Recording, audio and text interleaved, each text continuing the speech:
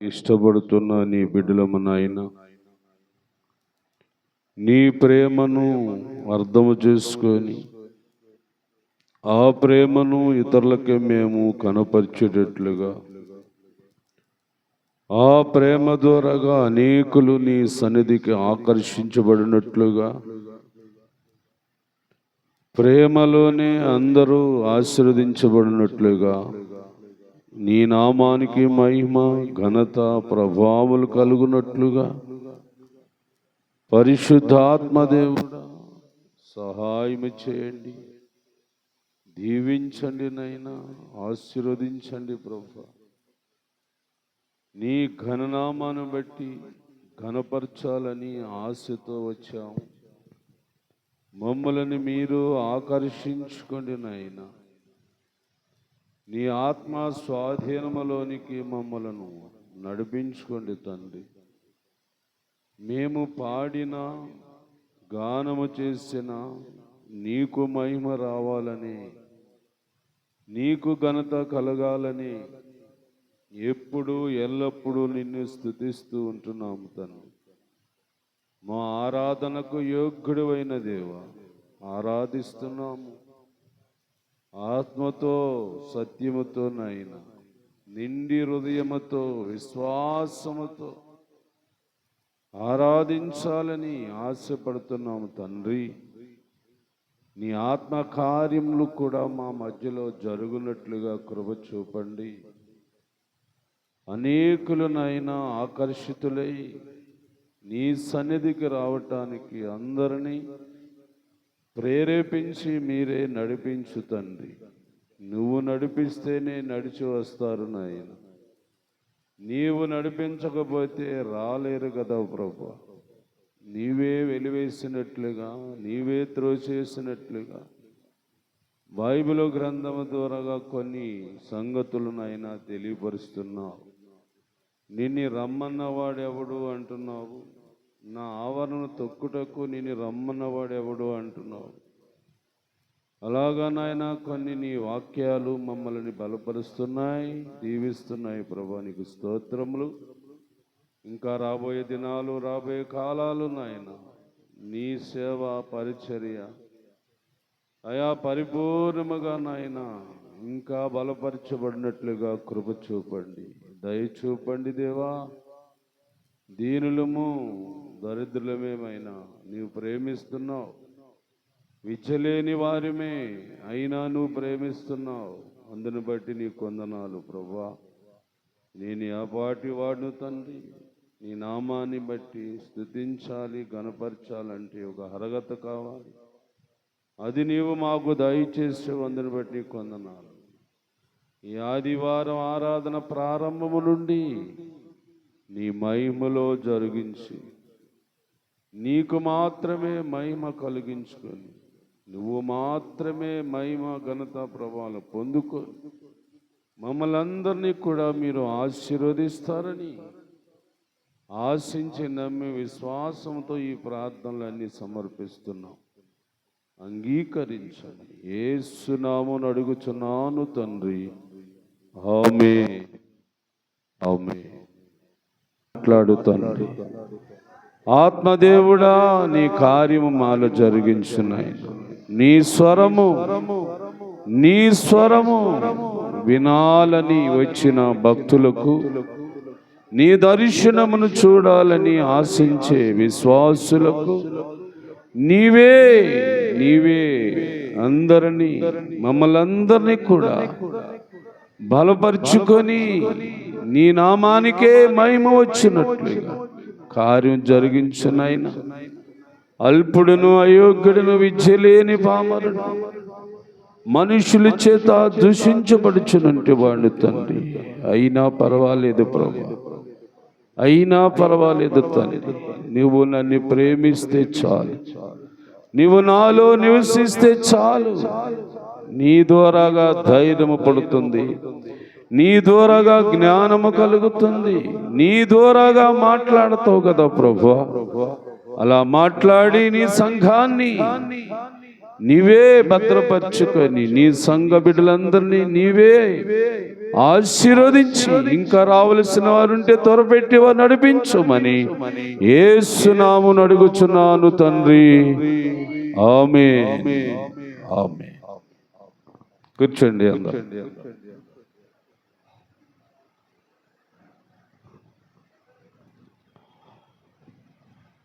దేవునికి స్తోత్రం.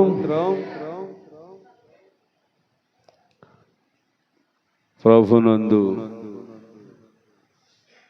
దేవుని బిడ్డలారా, మీ అందరికీ ప్రభు అయిన యేసుక్రీస్తు నామం పేరట వందనాలు తెలియపరుస్తున్నాను. మంచిది. దేవుడు తన వాక్య ద్వారాగా తన మాటను బట్టి మనలను ధైర్యపరచటానికో బలపరచటానికి ఇష్టపడుతున్నాడు. వారిని ఆశీర్వదించటానికి కూడా దేవుడు ఇష్టపడుతున్నాడు. గత వారం మనం ఒక సందర్భాన్ని బైబిల్ గ్రంథం ద్వారా చూసాం. ఏమిటి ఆ సందర్భం అంటే, మందసము ఎక్కడ ఉంటే అక్కడ దైవ కార్యాలు జరిగాయి. మందసం. కానీ ఆ మందసములో ఇంకా ఏమున్నాయి? దేవుని యొక్క శాసనాలు ఉన్నాయి. దేవునికి స్తోత్రం. అవి లోపల ఉన్నాయి, బయటపడలేదు. దేవుని శాసనాలు అంటే దేవుడు వాక్యం, దేవుని యొక్క మాటలు. అవి మందసము లోపల ఉన్నాయని మనం గత వారము తెలుసుకున్నాం. మరి లోపల ఉన్న శాసనాలు అంటే దేవుని మాటలు రాయబడిన పలకలవి. దేవుని మాటలు వ్రాయబడిన పలకలవి. ఆ మందసము లోపల ఉన్నాయి. మనం ఏం చూసామంటే, పోయిన వారం మందసాన్నే చూసాం. ఆ మందసం ఎక్కడుంటే అక్కడ దైవ కార్యాలు జరుగుతూ వచ్చాయని మనం గత వారం విన్నాం. ఈ వారం ఏంటంటే, దేవుని యొక్క నోటి మాటగా రాయబడిన ఆ శాసనాలు లేక పలకలు అవి బయటికి తీయాల. దేవునికి స్తోత్రం. బయటికి రావాల. ఆ మాటలు లేక ఆ వాక్యాలు లేక శాసనాల వలన ఏమి జరుగుతుంది, ఇంకా ఏమేమి జరుగుతుంది అని మనం కూడా ఆలోచించాలండి. దేవుని బిడ్డలారా, దేవుని మాటలు చాలా విలువైనవి కదండి. దేవుని మాటలు చాలా చాలా విలువైనవి.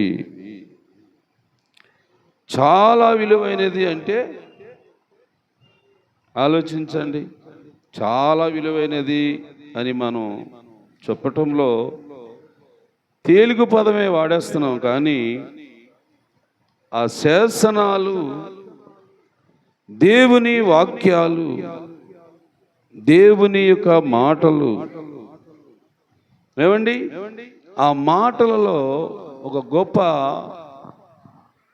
అర్థాలు ఉన్నాయి, భావాలు కూడా ఉన్నాయండి. అంటే ఆ మాటలు ఆలకించటం వలన, ఆ మాటలు వినుట వలన మనందరికీ లభించే ఫలితాలు ఏంటి అసలు, లేక లభించే లాభాలేంటి అసలు,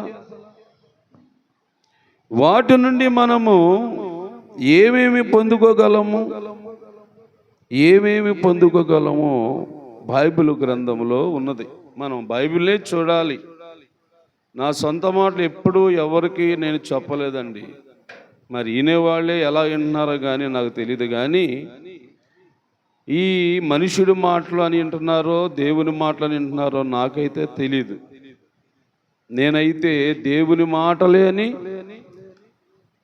దేవుని గ్రంథములో నుండే తీసి బోధిస్తున్నాను, అవి మీ చేతే చదివిస్తున్నాను. మరలా ఈ మాటలన్నీ మనం చాలా జాగ్రత్తగా ఆలకించాలి, అర్థం చేసుకో. ఇప్పుడు దైవ వాక్యాన్ని దేవుడి నోట నుండే వినిపించాడు కదండి. ఒకవేళ ఈరోజు అయితే మీరు అనుకోవచ్చు నేనే మాట్లాడుతున్నానని మీరు అనుకోవచ్చు.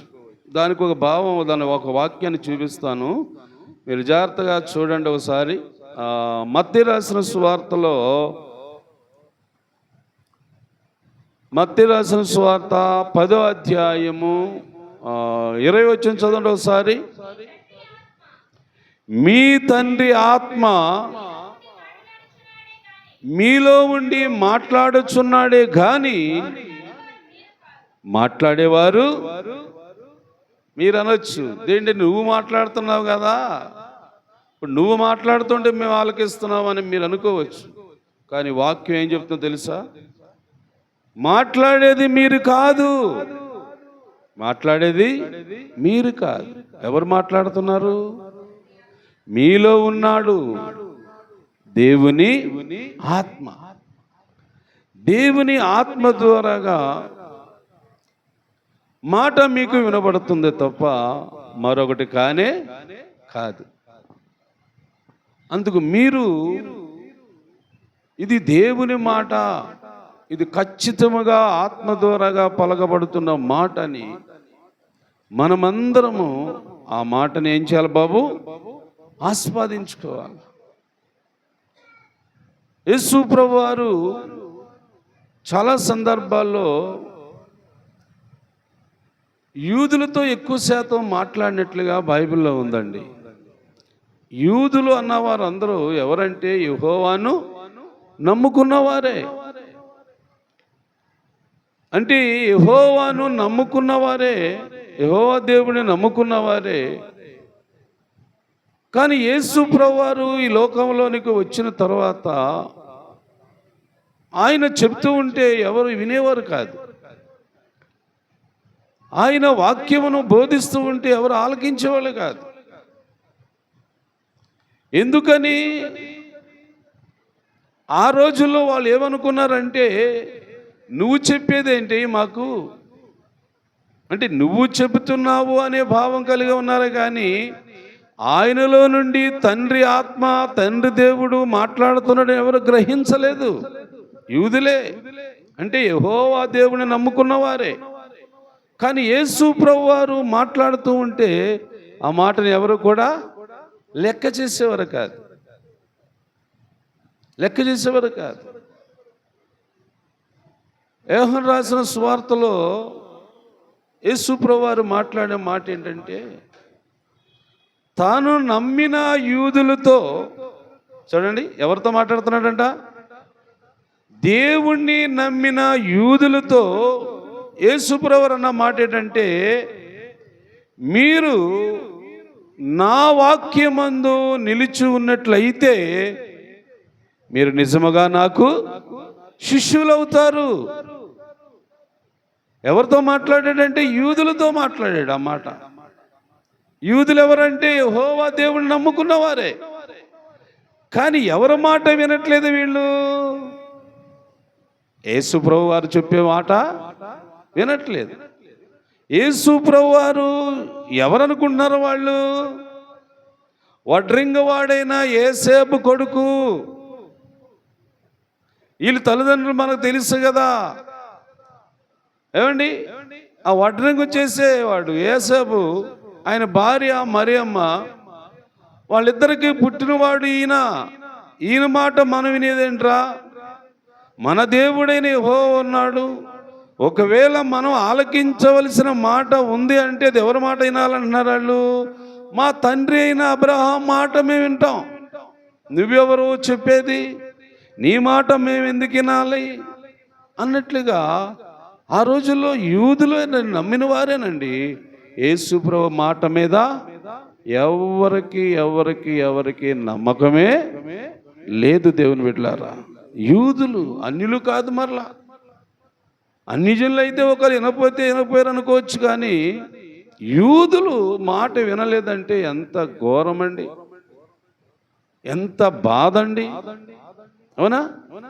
యేసు ప్రభువారిని దేవుడిగా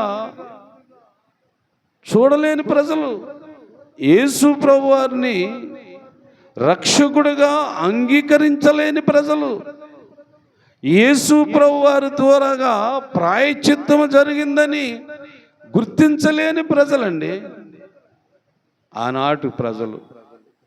అయితే మీరైతే యేసు ప్రభువారిని విశ్వసించిన వారు, మీరైతే యేసు ప్రభువారిని రక్షకునిగా అంగీకరించిన వారు కదా. ఒకవేళ మనకు ఒకరు యెహోవా దేవుడు అంటే మనకు అర్థం కాకపోవచ్చేమో, కానీ యేసు ప్రభువారు దేవుడు అంటే తెలుసు, యేసు ప్రభువారు రక్షకుడు అంటే తెలుసు. అవునా కదా?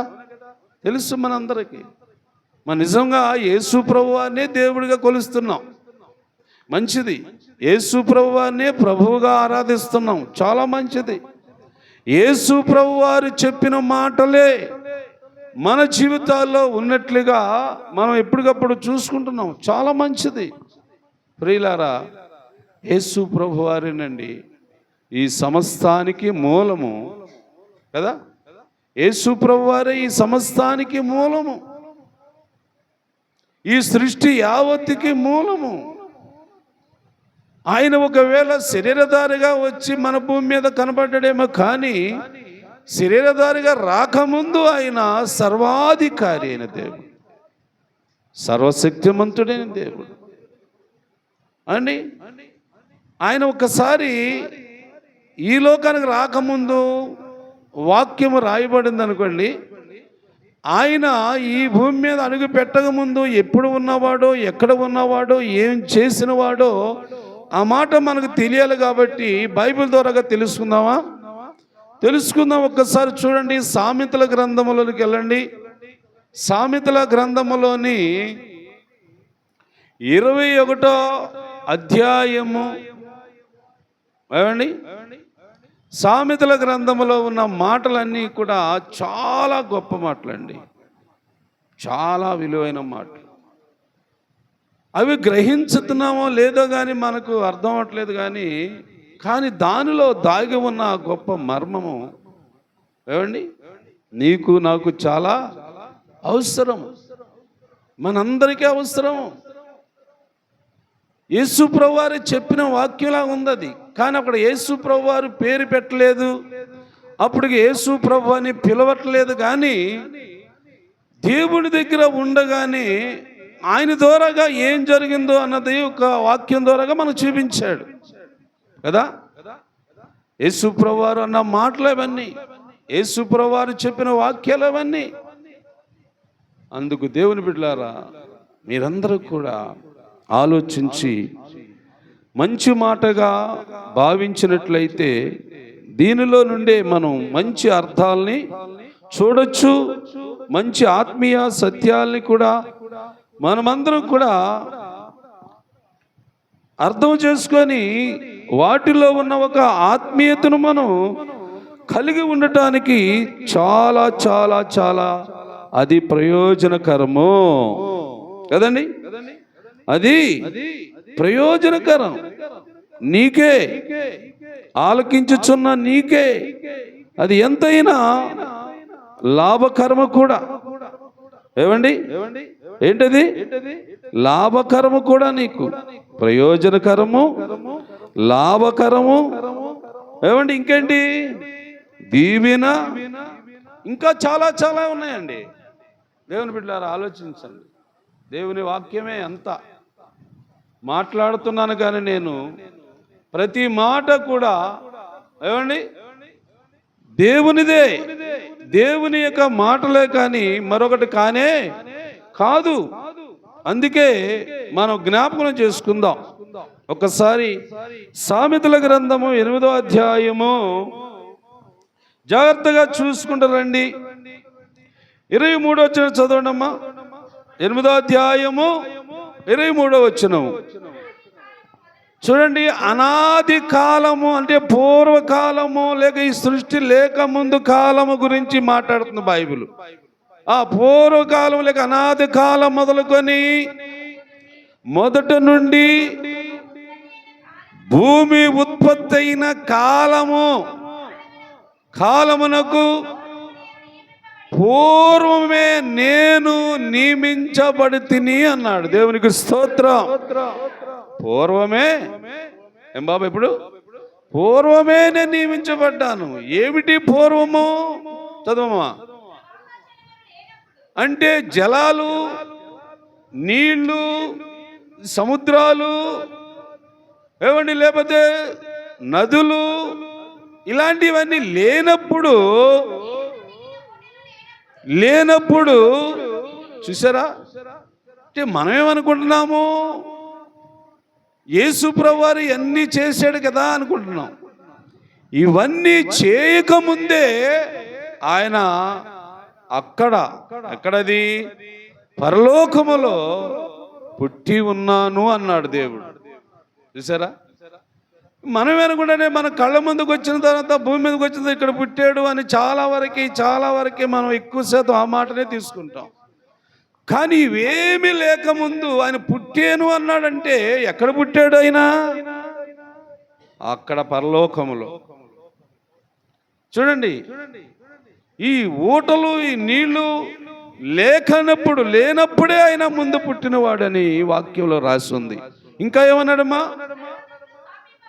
చూసారా? మనకు కనిపించే పర్వతాలు స్థాపింపబడక మునిపే, కొండలే పుట్టక మునిపే, ఈ భూమిని దీని మైదానమును చేయక మునిపే, నేల మట్టిని రవ్వంత మటుకు సృష్టింపబడక మునిపే నేను పుట్టేనని పదే మాట మాట్లాడుతున్నాడు. ఇదేమి లేనప్పుడు ఏంటండి? ఇది నమ్మదగిన మాటేనా?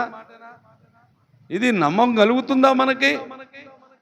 నిజంగా దేవుని బిడ్డలారా నమ్మాలి. అంటే నువ్వు నేను నమ్ముకున్న యేసు ప్రభువారు ఎప్పుడు వాడు అంటే, ఈ సృష్టి లేనప్పుడు, ఈ భూమి మీద నువ్వు నేను పుట్టక మునుపు ఆయన తండ్రి దగ్గర పరలోకములో పుట్టినవాడును అని చెప్తున్నాడు. దేవునికి స్తోత్రం కదా. పుట్టినవాడు నేను. ఎంత గొప్ప మాట అండి, ఎంత మంచి మాట అండి దేవుని బిడ్డలారా. ఎంత దీవెనకరమైన మాట ఇది. ఏమండి, ఆ తర్వాత ఏం జరిగిందో చదవండి అమ్మా. ఆకాశ విశాలము స్థిరపరిచినప్పుడు, మహాజలముల మీద మండలములు నిర్మించినప్పుడు నేను అక్కడ ఉన్నానంట. చూడండి, ఎక్కడది? ఆకాశము, దానిపైన మండలాలు నిర్మాణము చేసినప్పుడు నేను అక్కడ ఉన్నాను. దేవునికి స్తోత్రం. ఎక్కడ ఉన్నవాడండి యేసు ప్రభువారు?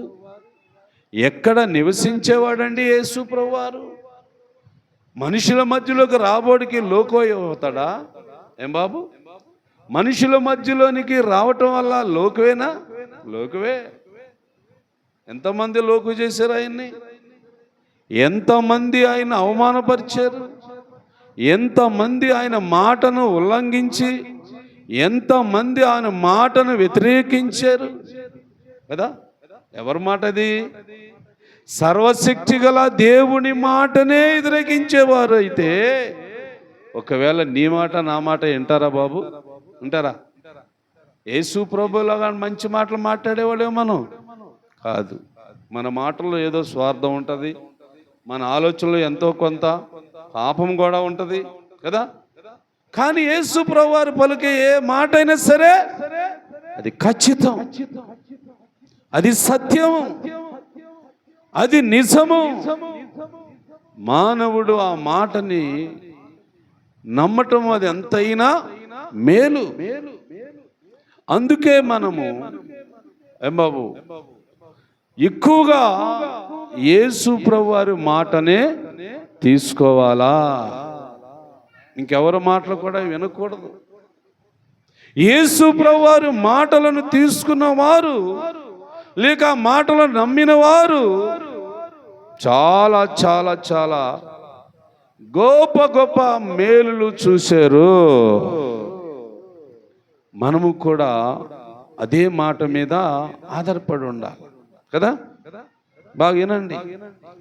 ఆ ఆకాశములో ఆ మేఘాల మీద లేక మండలాల్లో నివసిస్తున్న దేవుడు మానవుడుగా ఈ లోకానికి రావటానికి ఏం ఉపయోగించుకున్నాడు అని అంటే, ఇప్పుడు మనం యోహాను సువార్తకు వద్దాం.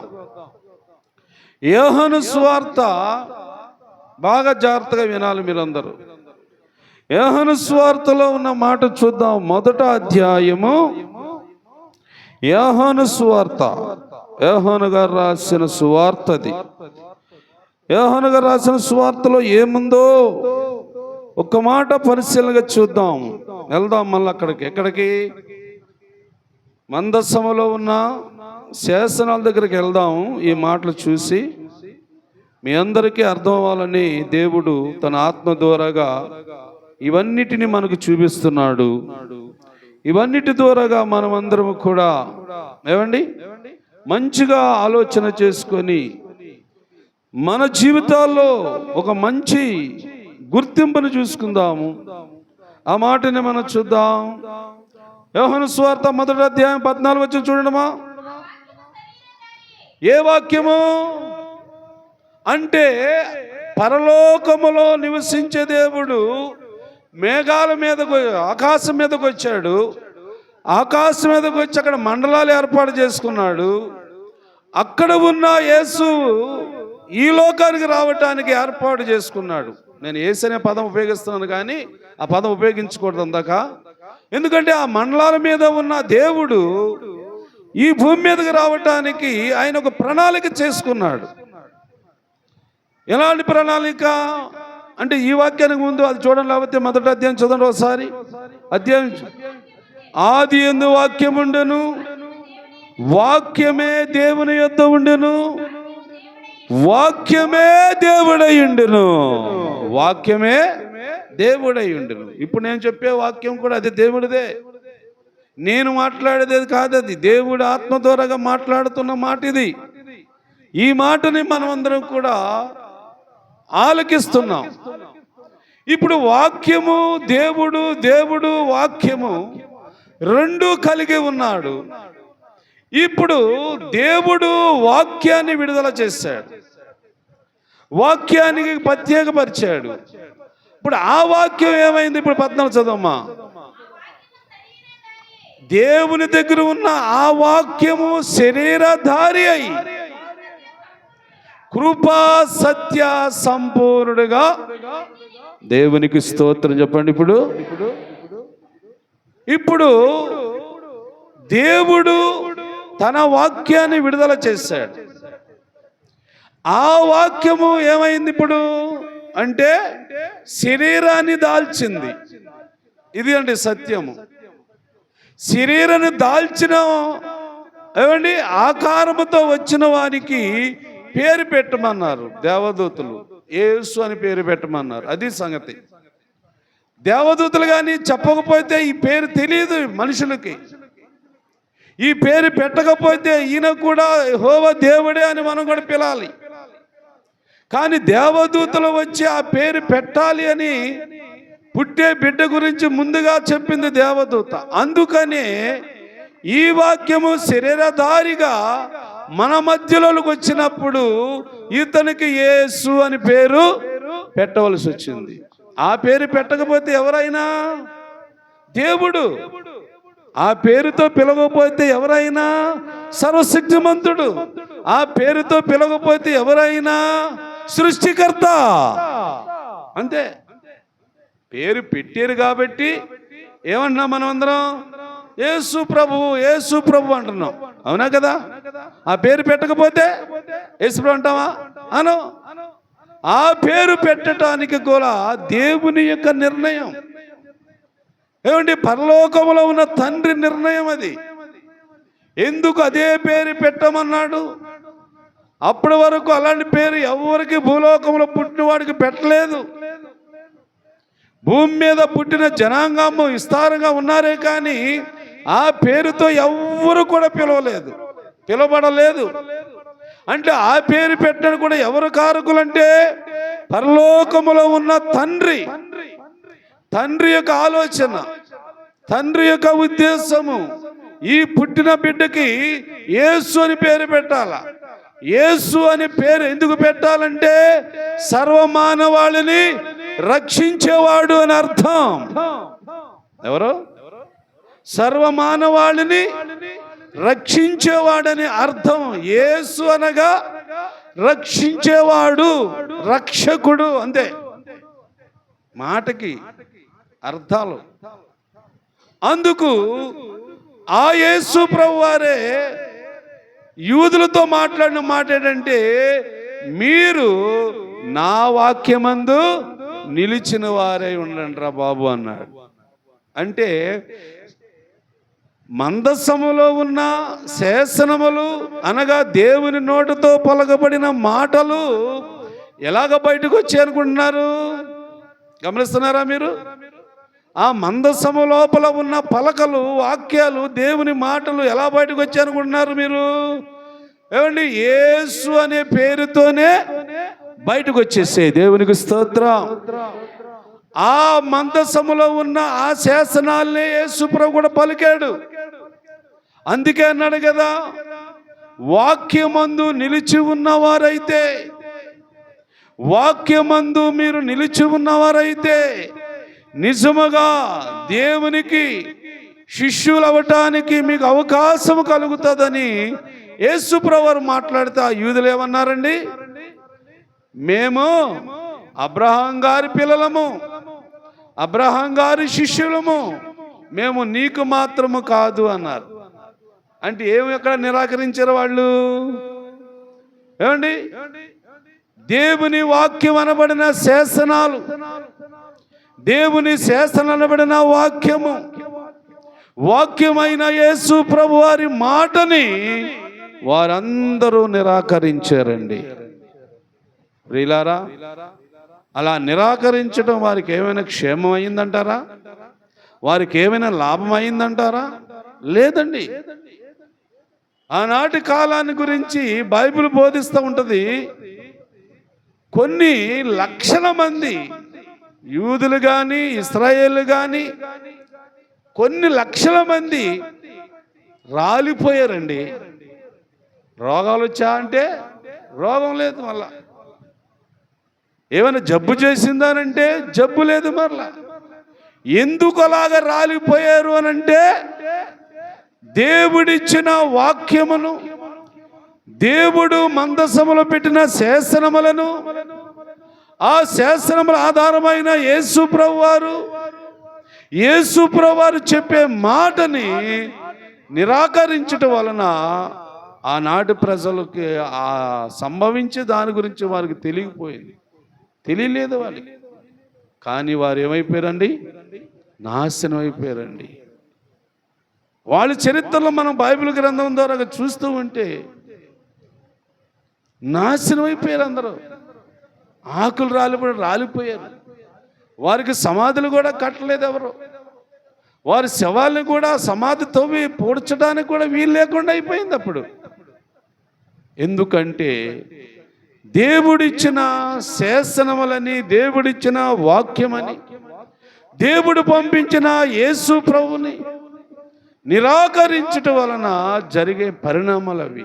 ప్రియులారా, మనమైతే అంగీకరించిన వారమే, మనమైతే విశ్వసించిన వారమే, యేసు ప్రభుని దేవుడిగా కొలిచేవారమే మనం. మంచిదే. కానీ అలా కొలిచడం వలన ఇంకా లేదా వాక్యము నీకు ఏమి ప్రయోజనం ఇస్తుందో చూద్దాం. ఆ శాసనాలు, ఆ వాక్యాలు, లేక యేసు ప్రభువారు చెప్పిన మాట ఈరోజు నువ్వు ఆధారం చేసుకుంటే తద్వారాగా నీకు ఏం కలుగుతుందో చూడండి. ఒకసారి బైబిల్ గ్రంథము ద్వారాగా చూద్దాం. ఇప్పుడు అమ్మా ఇటు రండి, కీర్తనల గ్రంథానికి వచ్చేయండి. 1వ అధ్యాయం మీద కొన్ని వచనాలు నేను చూపిస్తూ ఉంటాను, మీరు చదువుతూ ఉండండి. 119వ అధ్యాయమును జాగ్రత్తగా పట్టుకొని దానిలో ఉన్న వచనాలు చూద్దాం. నీకు నాకు ఈరోజు నువ్వు కలిగి ఉన్న వాక్యము లేక నువ్వు అంగీకరించిన యేసు ప్రభు నీకు ఎలాంటి ఫలితాన్ని ప్రయోజనాన్ని ఇస్తుందో మనం చూద్దాం. 119వ కీర్తన 18వ వచనాన్ని ఒక్కసారి చదవండి. బాగా విన్నారా? నేను నీ ధర్మశాస్త్రమునందు ఆశ్చర్యమైన సంగతులను చూచున్నట్లు నా కనులు తెరుము. గమనిస్తున్నారా దేవుని బిడ్డలారా? ఒక విశ్వాసి నీలాంటి వ్యక్తి మాట్లాడిన సందర్భం ఇది. ఒక దేవుని నమ్మిన వ్యక్తి మాట్లాడుతున్న సందర్భాలు ఇవి. ఏమంటున్నాడు అంటే ఆ వ్యక్తిని గురించి మనకు తెలియాలి కాబట్టి ఆయన దావీదు అన్న వ్యక్తి. ఆయన అంటున్నాడు, నేను నీ ధర్మశాస్త్రములో ఆశ్చర్యమైన సంగతులను చూచినట్లు. దేవునికి స్తోత్రం చెప్పండి. ఏ సంగతులు చూడాలనుకుంటున్నాడంట? ఆశ్చర్యకరమైన సంగతులు. ఎవరి అవి? దేవుడు చేసే కార్యాలు ఎక్కడున్నాయి? ధర్మశాస్త్రం రాయబడి ఉన్నాయి. చూడండి ఆయన ఆలోచన. అంటే ఈ ధర్మశాస్త్రం అప్పుడు ఎక్కడుండేది? మందసములో ఉండేది. మందసములో ఉన్నది బయటకు వచ్చింది. బయటకు వచ్చిన ధర్మశాస్త్రమును గురించి ఒక అవగాహన, ఒక ఆలోచన. ఏమిటి ఆలోచన అంటే దానిలో నువ్వు చేసిన ఆశ్చర్య కార్యములు ఉన్నాయి, నువ్వు చేసిన అద్భుత కార్యములు ఉన్నాయి. నేను ప్రభువా నీ గ్రంథాన్ని చూడాలని ఆశపడుతున్నాను, నీ శాసనాలు నేను చదవాలని ఆశపడుతున్నాను. ఏమండి ఆ మనుషుడికి చూడండి ఎంత గొప్ప ఆలోచన వచ్చిందో దేవుని బిడ్డలారా. నువ్వు చూడాలనుకుంటావా? అసలు బైబిల్నే తెరవేమో నువ్వు కానీ కదా. బైబిల్ తెరిచేవాళ్ళు ఎంతమంది ఉన్నారు? ఏమా బైబిల్ని చదివేవాళ్ళు ఎంతమంది ఉన్నారు? కొంతమంది ఏమో చదువులేదని మూసేసేవాళ్ళు కొంతమంది ఉన్నారు. కొంతమంది చదువు ఉన్నా సరే కానీ ఇసుకొస్తుందా ఏం చదువుతాలని పారేసేవాళ్ళు కొంతమంది ఉన్నారు. చాలామంది ఉన్నారు. బైబిల్ మీద ఇష్టపడే వాళ్ళు చాలా తక్కువ. పేరుకైతే పట్టుకున్నాం, పేరుకైతే తెచ్చుకున్నాం తప్ప దానిలో ఏముందో మనం తెలుసుకోం, దానిలో ఏం రాసి పెట్టాడో దేవుడు గ్రహించం. అలా అయితే ఎలాగా?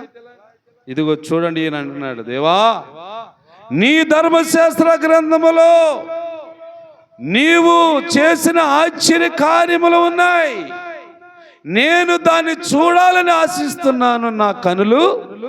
నా కనులు తెరువు ప్రభువా. దేవునికి స్తోత్రం. మంచి ఆలోచన కదండి.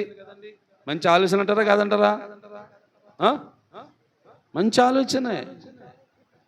నీ గ్రంథాన్ని చదవాలని నాకు ఆశ ఉంది, నీ గ్రంథాన్ని చూడాలని నా కోరిక ఉంది. అందుకు నా కనులు ఏం చేయమన్నాడు ఆయన? తెరువయ్యా. ఎందుకంటే నిన్ను ఒకవేళ చూడలేను కానీ నీవిచ్చిన ధర్మశాస్త్రం అయినా నేను చూడగలుగుతా. నీవిచ్చిన ధర్మశాస్త్రం అయినా చూడగలుగుతాను ప్రభు. ఎందుకంటే నిన్ను చూడటానికి నాకు అంత శక్తి లేదు, నిన్ను చూడలేను నేను. నువ్వు గొప్ప దేవుడు కదా. కానీ ఏమి చూడాలనుకుంటున్నాడు? ధర్మశాస్త్ర గ్రంథాన్ని చూడాలండి. మనం చూడాలి. ఆ గ్రంథం పట్ల మనకి ఆసక్తి ఉండాలి. ఆ బైబిల్ గ్రంథం పట్ల మనకు ఒక మంచి ఆలోచన వస్తూ ఉండాలి. అప్పుడే ఆ గ్రంథము నీకు ఉపయోగపడుతుంది. ఏమండి మీకు అర్థం అవ్వాలని చెప్తున్నాను. చిన్న మాట, అది నా మాట చెప్తున్నా బాగానండి.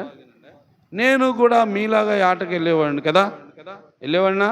ఎంతమంది తెలుసు నేను ఆటకి వెళ్ళేవాడిని అని? చాలామంది తెలుసా? చేదురత్తరు. చాలామంది తెలుసు. ఏటకి వెళ్ళేవాడిని. ఏమని జరిగిందంటే దేవుని యొక్క ప్రేరేపణ నాలోకి వచ్చింది. దేవుని ప్రేరేపణ నాలోకి వస్తే నేను ఏం చేశాను? మా తమ్ముళ్ళకు చెప్పేశా, ఎవరికి? మా కుమారావుకి అప్పలరాజు ఇద్దరు ఏటాడేవాళ్ళు, ముగ్గురు. వాళ్ళు చెప్పా, బోట్ ఉంది, మెత్తనలు ఉంది, ఏటాడుకోండి మీరు, నేను రాను. అడుగడిక ప్రాణంతో ఉన్నారు, అడగండి, వాళ్ళు చెప్తారు మీకు. నేను రాను, బోర్డు దగ్గర నేను రాను, నన్ను దేవుడు ప్రేరేపిస్తున్నాడు, నేను దేవుని సేవకు వెళ్ళిపోతానని అంటే వాళ్ళు అన్నారు, నువ్వు రాకపోతే ఎలా అన్నయ్య? అమ్మే అన్నారు. అమ్మేశాం కదా. అమ్మేసిన తర్వాత నాకు ఉన్న అలవాటు ఏంటి తెలుసా? బైబిల్ పట్టుకోవటం, దాన్ని చూస్తూ ఉండటం, నాకు అర్థమైన అక్షరాలని చదువుకోవటం, అదే ఆలోచనతో ఉండిపోయా. అర్థం చేసుకున్న పాయింట్. ఇప్పుడు ఆ గ్రంథాన్ని నేను చూచటం వలన, ఆ గ్రంథాన్ని నేను చదవటం వలన ఇప్పుడు నాకు మేలా కీడా?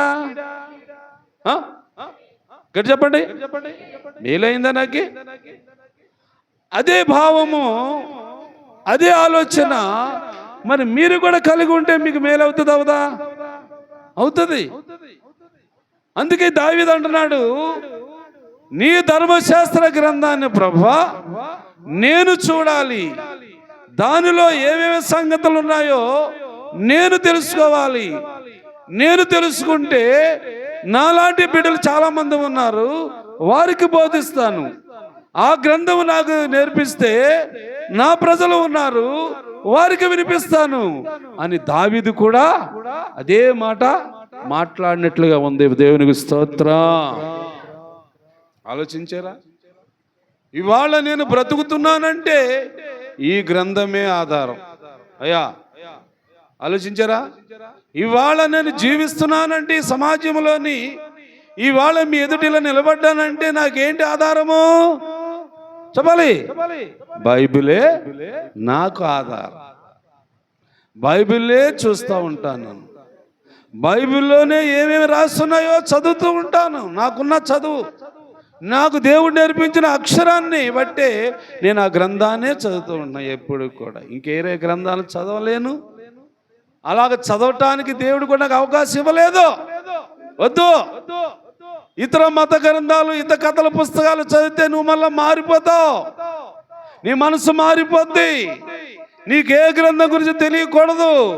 నా గ్రంథమే నీకు ఇచ్చాను, నా శాసనాలే నీకు ఇచ్చాను, నా ధర్మశాస్త్రం నీకు ఇచ్చాను, దాన్నే నువ్వు చూస్తూ ఉండని దేవుడు నాకు నేర్పించాడు. అవునా కదా? అవునా కదా? అవును దేవుని బిడ్డలారా. అందుకే దావీదు కూడా పూర్వకాలం ముందు ఏమి చూడాలనుకున్నాడంటయా? నీ ధర్మశాస్త్రము నేను చూడాలి, దానిలో ఆశ్చర్యం కలిగిన సంగతులు ఉన్నాయి, చూడాలి. అలా చూస్తేనే నేను బ్రతకగలుగుతాను, అలాగ చూసి చదివితేనే నేను జీవించగలుగుతాను, అలాగ చూస్తేనే నేను నేర్చుకుంటేనే ఇతరులకు చెప్పగలుగుతాను, ఎవరో ఒకరు కొంతమందినైనా మార్చగలుగుతానని దావీదు కూడా ఏమండి ఆ దినాలలో దేవుని యొక్క శాసనాలు, దేవుని యొక్క ధర్మశాస్త్రమును ఏమండి దావీదు గారు పట్టుకున్నాడు. మొట్టమొదట ఎవరు పట్టుకున్నారు అనుకుంటున్నారు మీరు? మోసే గారు పట్టుకున్నాడు. బాగానండి ఏమండి. ఆ తర్వాత వచ్చిన తర్వాత ఎవరు పట్టుకున్నారు ఆ గ్రంథాన్ని? ఏమండి యెహోషువ పట్టుకున్నాడు. ఆ తర్వాత వచ్చి రాగానే ఇంకెవరు పట్టుకున్నారు? గ్రంథాన్ని పట్టుకొని చూసేవారు కొద్దిమందే. విశ్వాసులు అయితే చాలా మంది ఉన్నారు, కానీ ఏమండి గ్రంథాన్ని పట్టుకొని చూసేవారు కొద్దిమందేనండి. ప్రవక్తలుగా సెలమని అయ్యారు. వాళ్ళ దగ్గర బైబిల్ లేదు అప్పుడు. ప్రవక్తలు దేవుడు పంపిస్తే వెళ్తున్నారు, దేవుడు చెబితే వెళ్తున్నారు, అంతవరకే. గ్రంథాలు లేవు వాళ్ళ దగ్గర. కానీ గ్రంథాన్ని పట్టుకున్న వాళ్ళు కొద్దిమందే. ఆ కొద్ది మందిలో దావీదు ఒకడు. దేవునికి స్తోత్రం. దావీదు గారు ఒకడు, ఇర్మియా గారు ఒకడు, ఏమండి సమూయేలు గారు ఒకరు. ఇలాగ కొద్దిమందే. ప్రియులారా, ఈరోజు నీకు కూడా అదే చూపిస్తున్నాడు దేవుడు. అంటే మందసములో ఉన్న శాసనముల గల పుస్తకము, మందసము లోపల ఉన్న ధర్మశాస్త్ర గ్రంథము, ఇది ఎలాగ బయటకు వచ్చింది అని అంటే ఇదిగో యేసు ప్రభువారే దానికి ఆధారము. యేసు ప్రభువారే తీసుకొచ్చాడు. యేసు ప్రభువారే వాక్యమును బోధించాడు. యేసు ప్రభువారే పరలోక మర్మములన్నీ బైబిల్తో రాసించాడు. ఏమండి, పరలోక విషయాలన్నిటినీ కూడా రాయిపించింది దేవుడే. దాని కారకులు యేసు ప్రభువారే. అది రాసిన వారు ఒకవేళ చదివిన వాళ్ళు ఉంటే ఉండొచ్చేమో, కానీ దానికి మూలము ఎవరంటే దేవుడే. అలాంటి గ్రంథాన్ని ఇప్పుడు దావీదు గారు అంటున్నాడు, నేను చూడాలి, చదవాలి, ఆశ్చర్యమైన సంగతులని నేను తెలుసుకోవాలి అన్నాడు. దేవునికి స్తోత్రం. ఇప్పుడు మరొక వచనం చెబుతున్నా, బాగా గుర్తుపెట్టుకోండి. అదే అధ్యాయములో 25వ వచనం చదవండి. 25వ వచనం కీర్తనలో బాగా గమనించండి. నా ప్రాణము మట్టిని అత్తిగొనుచున్నది నీ వాక్యము చేత. దేవునికి స్తోత్రం. దేన్ని అత్తుకుంటుందంట? మట్టికి వెళ్ళిపోబోతున్నాడు, లేక సమాధికి వెళ్ళిపోబోతున్నాడు, లేక మరణానికి వెళ్ళిపోబోతున్నాడు. ఏమండి, మరణించటానికి సమయం కూడా దగ్గరకు వచ్చేసింది. అయితే రెండో మాటగా ఈయన ఏమంటున్నాడో బాగా గమనించండి దేవుని బిడ్డలారా. నా ప్రాణము మట్టిని అత్తుకొనుచున్నది నీ వాక్యమే. నీ వాక్యం ఏం చేస్తుందంట? బ్రతికిస్తుందంటండి. ప్రియులారా, ఆ వాక్యము శరీరధారిగా వచ్చిన యేసు ప్రభువే వాక్యము. అంటే ఏంటి అర్థం? యెహోవా దేవుడు పంపించిన ఆ వాక్యమే శరీరధారి. ఇప్పుడు ఆ వాక్యమే శాసనములు, ఆ వాక్యమే ధర్మశాస్త్రము. ఇప్పుడు విశ్వాసులుగా మనమే ఈ వాక్యమును గురించి నీకు పూర్తిగా అర్థం అవ్వాలి. ఈ వాక్యమును అంగీకరించకుండా ఉన్నవారు చాలా మంది ఉన్నారు బైబిల్ గ్రంథంలో కూడా. వాక్యమును ఏమండి విననున్న వారు కూడా చాలా మంది ఉన్నారు బైబిల్లో. నేను వాళ్ళ గురించి ఇప్పుడు ఏం చెప్పదలుచుకోలేదు, కానీ వాక్యమును ఆధారం చేసుకొని, లేక దేవుడిచ్చిన గ్రంథమును ఆధారము చేసుకొని దాన్ని చూడాలని ఆశ, లేక చదవాలని కోరిక, ఆ సంగతులు తెలుసుకోవాలని ఒక మంచి ఉద్దేశముతో ఉన్న వారికి ఏం జరిగిందో చూస్తున్నాం. అది నువ్వైనా నేనైనా అదే తెలుసుకోవాలి కదా. నాశనం అయిపోయిన గురించి మనకెందుకు? ఏమండి, నాశనం అయిపోయిన వాళ్ళు చాలా మంది ఉన్నారు అనుకోండి, వాళ్ళ గురించి మనకెందుకు చెప్పుకుంటే మాత్రం ప్రయోజనం లేదు కదా. మేలు పొందిన వారి గురించి చూద్దాం. మేలు ఎవరు పొందారంటే, ఇదిగో వాక్యమును కలిగి ఉన్నవాడు దావీదు. దావీదు ఏమయ్యాడు? మేలు పొందుతున్నాడు. ఇదిగో ఒక మాటలో చూస్తున్నాం, మట్టిని అంటుకోపోయిన ప్రాణాన్ని మళ్ళా బ్రతికించటానికి ఏది అవసరమైందంట? వాక్యమే అవసరమైందంటండి. వాక్యం అవసరమండి. నువ్వు అనుకున్నావేమో, నువ్వు కలిగి ఉన్న వాటి అవసరం అనుకున్నావు, కానీ వాక్యం అవసరం అనుకోవాలి. నీ ప్రాణాన్ని నిలబెట్టేది వాక్యం, నీ జీవితాన్ని నిలబెట్టేది వాక్యం. ఏమండి, నీ సర్వ శరీరానికి ఆరోగ్యం ఇచ్చేది కూడా వాక్యమే. డబ్బు ధనము ఈ లోకంలో కాదు, అవి కాదండి. అవి నువ్వు సంపాదించుకున్నావు అంతవరకే, నువ్వు కష్టపడ్డా పని చేసావు కూడగట్టుకుని అంతవరకే. అయ్యి నీ జీవితానికి, నీ జీవనానికి శాశ్వతమని మనం అనకూడదు. అది అవసరం, ఆ డబ్బులు అవసరం అంతే, అలా వాడుకొని పడేస్తాం పక్కన. కానీ జీవితానికి అవసరము కాదు ఇది. ఏమండి, జీవం ఇది. ఏంటది? వాక్యమే. వాక్యం. వాక్యాన్ని కలిగి ఉన్నవారు ఎప్పుడైనా చూడండి, ఎక్కడైనా చూడండి, చెడిపోయినట్టు ఉందా చరిత్రలో? లేదు. స్త్రీలే కానీ పురుషులే కానీ వాక్యమును ఆలకించిన వారిలో దేవుడి యొక్క దైవ ఆశీర్వాదం పొంగిపొర్లే, దైవ దీవెనలు సమృద్ధికరంగా ఉన్నాయి. వారు వాటి ద్వారాగా సంతోషము ఆనందించారు. వారికి ఏది ఆటంకం లేకుండా వారి జీవిత యాత్ర వృద్ధాప్య వరకు, ముసలితనం వరకు మంచిగా వారు బ్రతికి దేవుని పిలుపు మేరకే వెళ్ళిపోయారు తప్ప రోగాల బారిన పడో, జబ్బుల బారిన పడో, ఇబ్బందులు పడో, యాక్సిడెంట్లు పడో చనిపోలేదండి. దేవుని బిడ్డలారా, వాక్యమును కలిగి ఉన్నవారు. రెండవ మాటలో మనం చూసాం కదండి. ఇంకా ఏమన్నాడు? చదవమ్మా, ఇంకా చదువు, అక్కడి నుంచి చదువు. ఇంకా ఏమన్నాడు? అదే నా సరి అంతయు నేను చెప్పుకొనగా నీవు నాకు జవాబిచ్చావు. నీ కట్టడలు నీ విధులు నాకు నేర్పించు, బోధించు నాకని వాక్యమును ఆధారము చేసుకున్న భక్తుడు మాట్లాడినాడు. ఇవి అంటే యేసు ప్రభుని నమ్ముకున్న వారు ఏమనుకోవాలంటే, ప్రభువా యేసయ్యా, నువ్వు ఒకవేళ భూమి మీద లేకపోవచ్చు, నువ్వు పరలోకం వెళ్ళిపోయావు కదా, పరలోకం వెళ్ళిన దేవుడు నువ్వేం చేసావంటే మళ్ళా నా కొరకు పరిశుద్ధాత్మను అనుగ్రహించావు, కాబట్టి ఈ పరిశుద్ధాత్మ ద్వారాగా నాకు మాట్లాడు ప్రభువా అని అనాలి మనం. ఇదండి మనం అనవలసింది. ప్రభువా నువ్వు వెళ్ళిపోయావు పరలోకము, తండ్రితో కలిసిపోయావు, కానీ నువ్వు పరిశుద్ధాత్మను అనుగ్రహించావు. ఈ పరిశుద్ధాత్మ నాకు ఏం చేయాలంటే నాకు బోధించాలా. పరిశుద్ధాత్మ ద్వారాగా నేను మరలా నీ బోధలు వినాలా, నీ వాక్యాలు వినాలా, నీ శాసనాలు వినాలా అని నీవు విశ్వాసముతో అడగాలండి దేవుణ్ణి. అడగకపోతే బోధ నీకు రాదు, నీకు బోధించబడదు. ఒకరు బోధించిన సరిగా నువ్వు అడగలేదు కాబట్టి ఆ బోధ కూడా నీకు ఇష్టం ఉండదు. ప్రియులారా అర్థం చేసుకోండి, నువ్వు పరిశుద్ధాత్మ దేవుడు ఉన్నాడని, ఆయన పంపించింది యేసు ప్రభు అని నువ్వు గ్రహించకపోతే వాక్యం బోధించిన సరే కానీ అది నీకు ఇష్టం ఉండదు, చిరాకు పుడుతుంది. వాస్తవం అండి ఇది.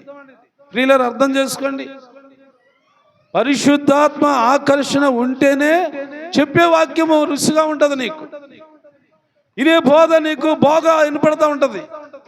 నీ జీవితానికి ఇది అవసరమని నువ్వు అనుకుంటూ ఉంటావు. ఇది నా బ్రతికి చాలా అవసరము దేవుని వాక్యం అని నువ్వు గ్రహిస్తూ ఉంటావు. అదే దేవుని యొక్క ఆకర్షణ లేకపోతే చిరాకు వచ్చేస్తుంది. నిజమండి, ఇది మీరు గమనిస్తున్నా లేదు కానీ చిరాకు వచ్చేస్తుంది, వినబుద్ధి అవ్వదు, ఈ మనసు కలవరపడిపోతూ ఉంటుంది. అలా కలవరపడకుండా ఉండాలంటే నీ మనస్సు నీ దేవునితో ఆకర్షించబడాలి. ఆకర్షించబడిన వ్యక్తి అయితే ఏమంటావు? పరిశుద్ధాత్మ దేవుడా నాకు నువ్వు బోధించు అంటావు. తప్పనిసరిగా దేవుడు ఆత్మదేవుడు నీకేం చేస్తాడు? బోధ చేస్తాడు. అదే అంటున్నాడు దావీదు గారు. ఏమన్నాడమ్మా మళ్ళా చదువు సార్? నా చర్యలు అన్నయు అంతయు నేను చెప్పుగా, అంటే నా చర్య అంటే ఏంటి? నా ఆలోచన చెప్పుకున్నా దేవునికి. నాకు ఏమి కావాలో నా దేవునికి చెప్పేశాను, నాకు ఏది అవసరమో నా దేవునికి చెప్పేశాను. ఇప్పుడు ఆ దేవుడు నాకు బోధిస్తున్నాడని సంతోషముతో వాక్యాన్ని అంగీకరించాడు దావీదు. అందుకే ఏమండి, అన్నదమ్ములు 8 మంది అయితే 7 మీద గొప్ప ఆశీర్వాదాన్ని పొందుకున్నాడు దావీదు. వారు అన్నదమ్ముల మీద లాస్టోడు మళ్ళా దావీదు, చిన్నవాడు దావీదు. కానీ 7 అన్నదమ్ములు ఉన్నారు ఆయనకి. అందరికంటే గొప్ప ప్రయోజనం కారణం ఏంటంటే వాళ్ళ అమ్మ బాబు సంపాదించిన ఆస్తులు ఏమీ లేవు దావీదు. ఎవరిచ్చారు ఆయనకి? దేవుడు ఆశీర్వదించాడు. భూమి మీద ఉన్న దావీదు గొప్పవాడవటానికి, భూమి మీద ఉన్న దావీదు మంచివాడని ప్రజల చేత అనిపించబడటానికి దేవుని ఆత్మ ఆయన ఆకర్షించింది. అందుకే ఆ వ్యక్తి గొప్పవాడయ్యాడు. అందుకు మనం కూడా ఆలోచించాలి. ఏమండి, మట్టిని అంటికిపోతున్న నీ ప్రాణము పైకి లేవాలి అంటే నీకు నాకు అవసరమైంది ఏంటంట? వాక్యమే, ఇంకంతకంటే ఏమీ లేదు. వాక్యమే గ్రహించాలి, వాక్యమే విలువైనది అనుకోవాలి, వాక్యమే బలమైనది అనుకోవాలి. వాక్యము లేకుండా నేను లేను, వాక్యం లేకుండా నేను లేను అని నువ్వు గ్రహించుకుంటే ఎప్పటికైనా నువ్వు బాగుంటావు. మంచి ఆరోగ్యముతో, హుషారుగా, చురుకుగా, ఉల్లాసముతో ఉంటావు. అది నీకు చాలా మేలని బైబిల్ చెబుతుంది. ఇంకా చదవము అదే వాక్యము. చూడండి, నీ ఉపదేశ మార్గములు నాకు బోధపరచుము, నీ ఆశ్చర్య కార్యములను నేను ధ్యానిస్తాను. వ్యసనము వలన ఏమైపోద్దంట? దేనివల్ల? వ్యసనం ఉండొచ్చా? వ్యసన పరులు అంటారు కదండి. ఎవరిని? మనం అంటూ ఉంటాం కదా అప్పుడప్పుడు. ఈ దావీదేమన్నాడండి? వ్యసనము వలన నా ప్రాణము నీరైపోతుంది, నీ వాక్యం వల్ల అయితే బలపడుతుంది కదా. అందుకని దావీదు ఏం కోరుకుంటున్నాడమ్మా? వ్యసనం నాలోకి రానికి ప్రభువా, నేను ఎవరిని చూసి వ్యసన పడకుండా కాపాడు దేవా అని దేవునితో చెప్పుకున్నాడండి. వ్యసన పడే వాళ్ళు ఉండొచ్చేమో, వ్యసన పరులు ఉండొచ్చేమో, కానీ వాళ్ళు ఏమైపోతారన్నాడు దావీదు? నీరైపోతారంటే అర్థం ఏంటి? ఇంకా రూపం కూడా లేదే, ఉండదేమో, అంతేనా? ఇప్పుడు నీరైపోతున్నాడంటే నీళ్ళు భూమి మీద అయితే కనబడతాయా? అవి ఉన్నాయి కూడా అన్నట్లుగా మనకు తెలియదు కదా. ఎందుకు? భూమిలోకి వెళ్ళిపోతాయి నీళ్లు, ఆవిరైపోతాయి, ఇంకా రూపం ఉంటుంది అక్కడ. అంటే వ్యసనం అన్నది చాలా ప్రమాదకరమైనట్లుగా దావీదు చూపిస్తాడు ఈ వాక్యం ద్వారాగా. దయించి ఎవరిలో కూడా వ్యసనం పెట్టుకోవద్దు దేవుని బిడ్డలారా. దేవుని వాక్యముతో నింపబడలేదు తప్ప వ్యసన పరులు హెచ్చరెళ్ళరు, వ్యసన పరులు సంతోషంగా ఉండలేరమ్మా. వ్యసన పరులకి ఏది లాభదాయకం అవ్వదు. ఒకవేళ వచ్చినా ఉన్నా సరే కానీ దానివల్ల తృప్తి ఉండదు, పర్వాలేదులే అని సంతోషం ఉండదండి ఎవరికి? వ్యసన పరులు. ఇదిగో వాక్యం చూడండి, దావీదు అంటున్నాడు, నాలో ఒకవేళ వ్యసనం ఉంటే ప్రభువా నేనేమైపోతాను? నీరై కరిగిపోతాను ప్రభువా అని ఆయన మట్టిగా ఆయనే చెప్పుకుంటున్నాడు.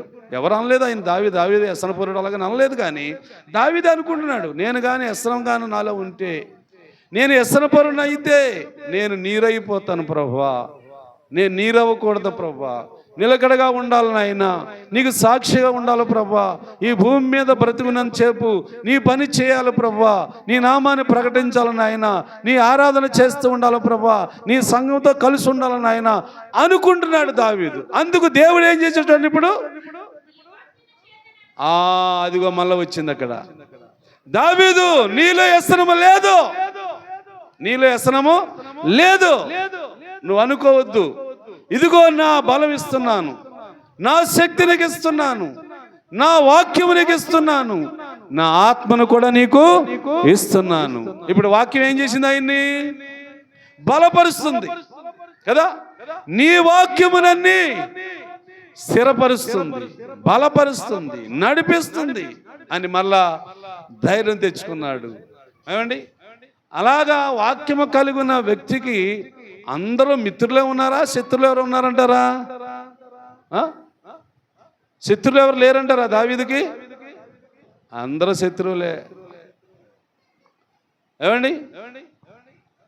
చాలా మంది శత్రువులు ఉన్నారు. వాక్యం కలిగి ఉండటం వలన కూడా నీకు ఒకవేళ శత్రుత్వం ఉంటుంది. అది సాతాను. ఇష్టపడడు వాక్యం చూసి, వాక్యం ఉన్నవారిని చూసి వాడు వ్యసనం వచ్చేద్దా వాడికి.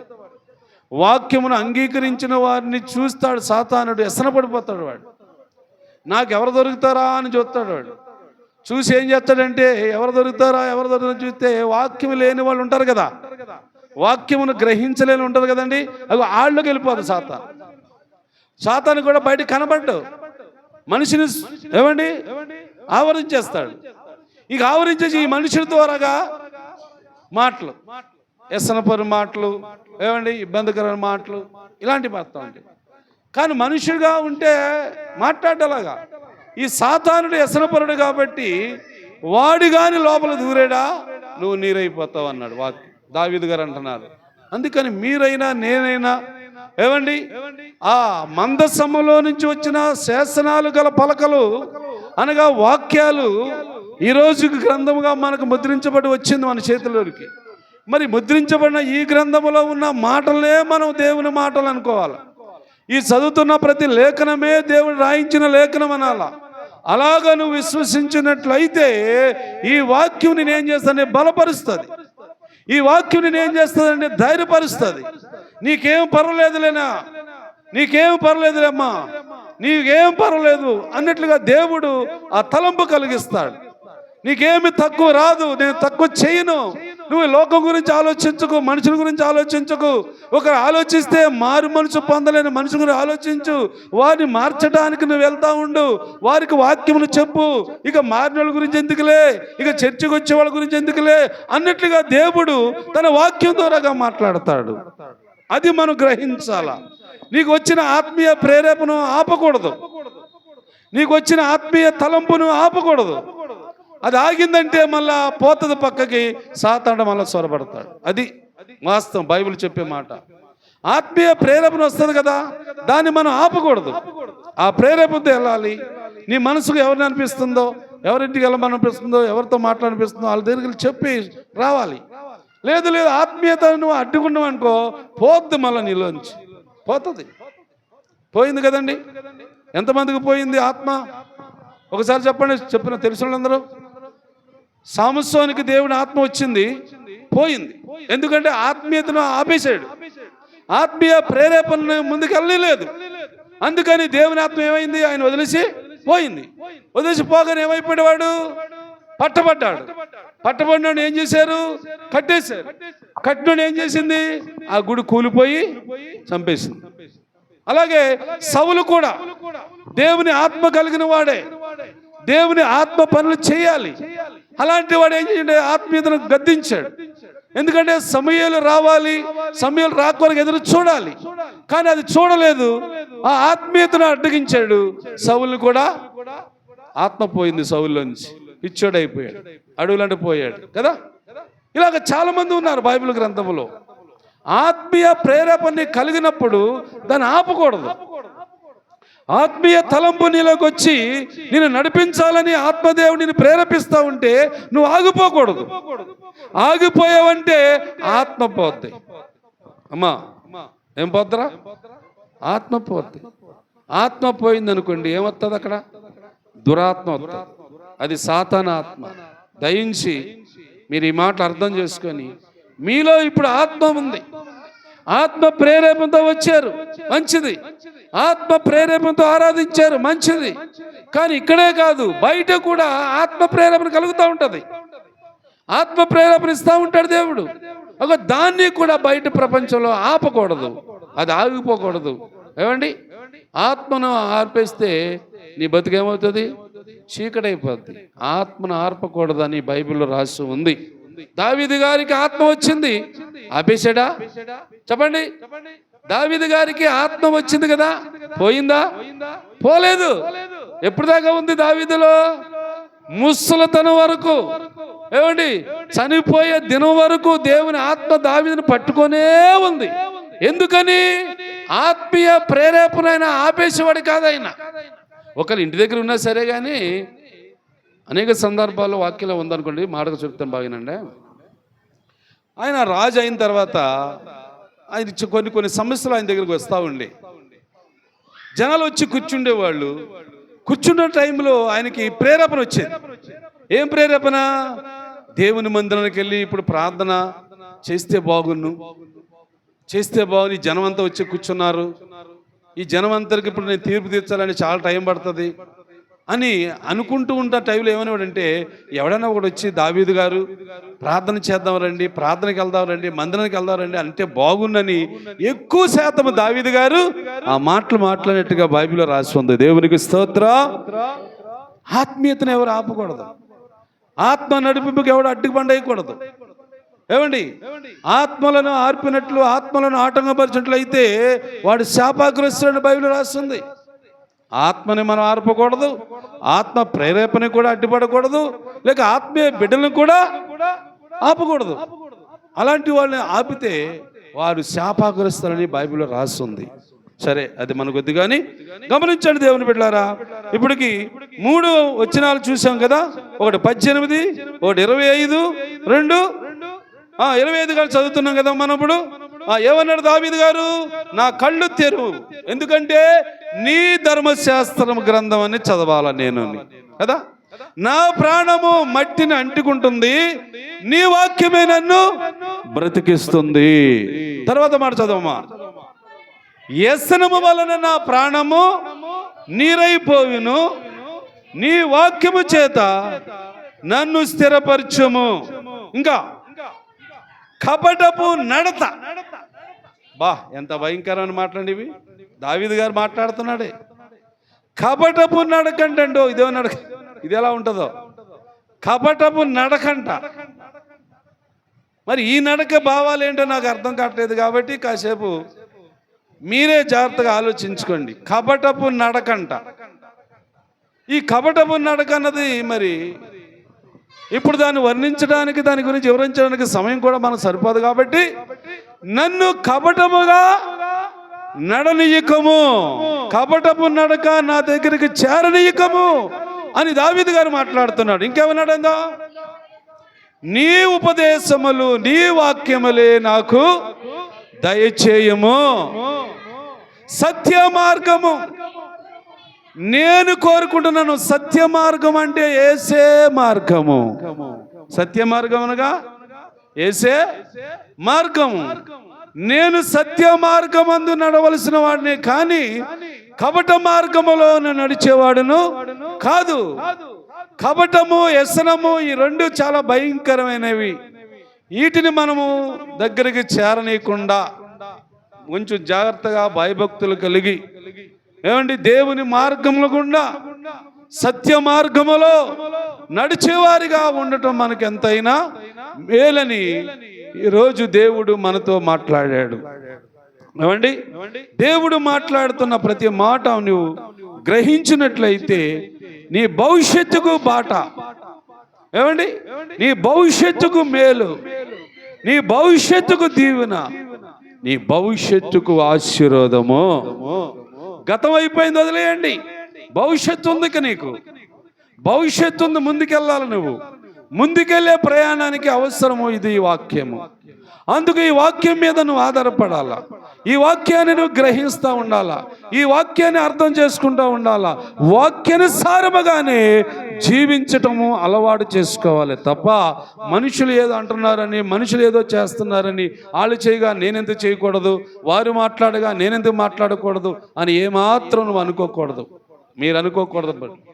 మీ కళ్ళ ముందు కనబడతారు వాళ్ళు, అన్ని పనులు చేస్తారు, ప్రార్థనకు వస్తారు. నేను కూడా అలా చేసి వెళ్తే మంచిదే కదా నువ్వు అనుకోకు. నువ్వు ఖచ్చితంగా దేవుని పట్ల భయమును, భక్తిని ఇష్టపూర్వకంగా అనుసరించినట్లయితేనే దేవుడు నీ అంటూ ఉంటాడు. దేవుడు పంపిన ఆత్మ నిన్ను ఆవరించి ఉంటుంది. ఆత్మ కలిగిన వాడికి ఏమంటే అన్యాయం చేయటానికి మనసు రాదు. ఆత్మ కలిగిన వాడికి కీడు చేయాలనే తలంపు పుట్టదు. ఆత్మ కలిగిన వాడికి ఎదుటి వ్యక్తికి నష్టపరచాలనే ఆలోచన రాదు. ఎందుకో తెలుసా? ఆత్మ మేలే చేస్తుంది కానీ కీడేమీ చేయదు. ఒకసారి ఒక వాక్యం చదవండి. ఒకసారి మళ్ళీ ఇక్కడికి వద్దురు కానీ యాకోబు పత్రిక 1వ అధ్యాయము 13 వచనం చూడండమ్మా. బైబిల్ అందరూ తీయండి ఒకసారి. యాకోబు పత్రిక 1వ అధ్యాయము 13 వచనం చదవండి ఒకసారి. వింటున్నారా? దేవుడంట కీడు విషయమై శోధింపబడడంట. ఆయన ఎవరిని శోధించడు గనుక ఎవడైనను శోధించబడితే నేను దేవుని వలనే శోధించబడుతున్నానని కూడా అనకూడదు. చూసారా? దేవుడు ఎవరికి కీడు చేస్తాడా? చేయడు. కీడు చేసేది ఎవరు? మనుషులే కదండి, దేవుడు కాదు. ఒకవేళ క్రైస్తవులు అయినా కూడా చాలా మంది కీడు చేసేవాళ్ళు ఉంటారు. మీకు చాలా మంది మీకు కీడు చేసేవాళ్ళు ఉంటారు. మీకు తెలుస్తుందా? మీకు మనుషులే కానీ కీడు చేసే దేవుడు కాదు కదా. అంటే ఆ కీడు చేసే మనిషి కూడా ఎలాంటి వాడు అంటే దేవుని ఆత్మ లేనివాడు. ఇదండి నేర్చుకోండి, మీరు అందరూ నేర్చుకోండి అమ్మా. కీడు చేసేవాడు ఎవరంటే దేవుని ఆత్మ లేనివాడు తప్ప ఇంకెవ్వరు కీడు చేయరు. దేవుని ఆత్మ కానీ కలిగి ఉంటే కీడు చేయటానికి ఇష్టపడవు, ఎదుటి వ్యక్తిని నష్టపరచడానికి ఇష్టపడవు. ఇది దేవుని వాక్యం. అందుకని మనమందరం కూడా కీడు చేసే విషయంలో దూరంగా ఉందాం కదా. ఎదుటి వ్యక్తికి ఎవరికైనా నష్టం కానీ కలిగిస్తున్నావా, దాన్ని నీవు దేవుని దగ్గరికి వచ్చి క్షమించమని ప్రభుని అడుగు. ప్రభు, నా మనసు ఎలా ప్రేరేపిస్తుంది, వాళ్ళు కీడు చేయాలని, వీళ్ళు కీడు చేయాలని, వాళ్ళు నాశనం అయిపోతే బాగును, వీళ్ళు నష్టపోతే బాగును అనిపిస్తుంది నా మనసు. ఏంటి ప్రభా ఇలాగ అవుతుంది నా మనసు, ఇలాంటి మనసు నాకు ఉండటం మంచిది కాదు తండ్రి. ఆ మనసు నాలోంచి తీసేయాలని నువ్వు ప్రభు దగ్గరికి వచ్చి ప్రార్థన చేయి. తప్పుగా దేవుడు ఒకవేళ ఆ మనసుగా నీలో ఉంటే తీసేస్తాడు, పక్కకి మంచి మనసు ఇస్తాడు, మంచి హృదయం ఇస్తాడు. నీ వల్ల ఎవరు ఇబ్బంది పడకుండా, నీ వల్ల ఎవరు బాధపడకుండా, నీ వల్ల ఎవరు కష్టపడకుండా అందరూ క్షేమంగా ఉండే అవకాశం దేవుడు కల్పిస్తాడు. అలాగా అందరూ కూడా సంతోషంగా ఉంటే దేవునికి మహిమ, దేవునికి మహిమ. అందరూ సంతోషంగా ఉండాలి, అందరూ ఆనందంగా ఉండాలి, అందరికీ దైవ ఆశీర్వాదాలు వస్తూ ఉండాలి. దానివల్ల నువ్వు సంతృప్తి పొందితే అది నీ దేవునికి మహిమ, నీకు ఇంకా ఇంకా గొప్ప ఆశీర్వాదము కలుగుతుంది. అందుకని మీరందరూ కూడా ఈ ఇన్న వాక్యాలన్నీ గుర్తుపెట్టుకోండి. అన్నారు కదా, గత వారం మనం ఏమన్నామంటే మందస్సం విన్నాం, దాని లోపల ఏమున్నాయని తెలుసుకున్నాం, శాసనములు గల పలకలు ఉన్నాయని తెలుసుకున్నాం. ఈ వారం ఆ లోపల ఉన్న పలకలు బయటకు వచ్చాయి. ఎలా వచ్చాయి గమనిస్తున్నారా? ఎలా వచ్చాయి చెప్పండి మీరు? యేసు ప్రభు ద్వారాగా బయటకు వచ్చింది. లోపల ఉండేది ఆ పలక, దాన్ని బయటకు తెచ్చింది ఎవరు? యేసు ప్రభు వారే. ఇప్పుడు ఆ పలకలలో రాయబడిన అక్షరాలు, ఆ వాక్యాలు బోధించేది ఎవరు? యేసు ప్రభు వారే, పరిశుద్ధాత్ముడే. అదే కదా మనం చదివిందాక మత్తయి సువార్తలోని, మీలో నుండి మాట్లాడుతున్నది నేనే, మీరు కాదు అన్నాడా లేదా? అంటే ఇప్పుడు ఆ లోపల ఉన్న పలకలను బయటకు తీసుకొచ్చి బోధించింది ఎవరు అనుకుంటున్నారు మీరు? యేసు ప్రభువు, లేక ఆయన పంపిన పరిశుద్ధాత్ముడు. ఆ ఆత్మదేవుడు బోధించిన ప్రతి మాటని గట్టిగా పట్టుకోండి, గట్టిగా పట్టుకోండి, భద్రపరచుకోండి. ఈ వాక్యాలు నీకేమిస్తుందని తెలిసింది ఇప్పుడు ఏమ్మా? ఈ వాక్యాలు నీకు ఏమి ఇస్తుందని తెలుసుకున్నావు నువ్వు? ఏమీ లేదా వాక్యం? ఇదేంటి ఇప్పటి వరకు విన్న వాక్యంలో నీవేమీ గ్రహించలేదా?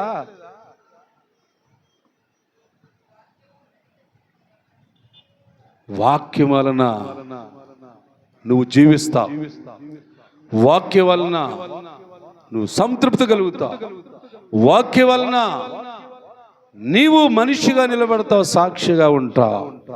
ఆ వాక్యమే నిన్ను బలపరిచి దీవించి ఆశీర్వదించి నడిపించునుగాక. ఈ మాటలన్నిటిని మన నికటిలో దేవుడు ఆశీర్వదించునుగాక. సాక్ష్యం ఎవరైనా ఉంటే రండి, సాక్ష్యాలు ఎవరైనా చెప్పేవారు ఉంటే రండి. లేరు కదా? లేకపోతే అందరు లేచి నిలబడదాం, అందరు లేచి నిలబడదాం.